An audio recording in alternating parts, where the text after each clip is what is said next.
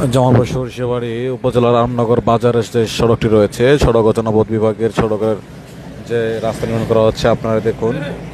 এর আগে কিন্তু এই রাস্তায় দুইবার নিম্নমানের কাজ করার কারণে এলাকাবাসী এবং দোকান মালিক যারা রয়েছে তারা কিন্তু কাজ বন্ধ করে দেয়। পরবর্তীতে তারা পুনরায় আবার সেই নিম্নমানের কাজ চালাচ্ছে। এখন বিষয় হচ্ছে যে সিমেন্টের সাথে যেভাবে বালু এবং পাথর দেওয়ার কথা আছে সেভাবে কিন্তু এই পাথর এবং বালু মিশ্রণ হচ্ছে না, তার চেয়ে অতিরিক্ত পরিমাণে বালু এবং পাথর সংমিশ্রণ করা হচ্ছে, যেটা আপনারা এই চোখে দেখতে পাচ্ছেন।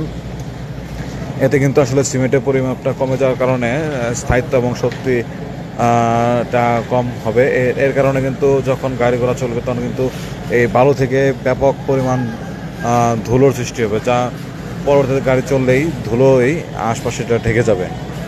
তা আপনারাই বলুন আসলে কাজটা কেমন হচ্ছে। সরিষা নিউজ 24 সাথে থাকার জন্য সবাইকে ধন্যবাদ।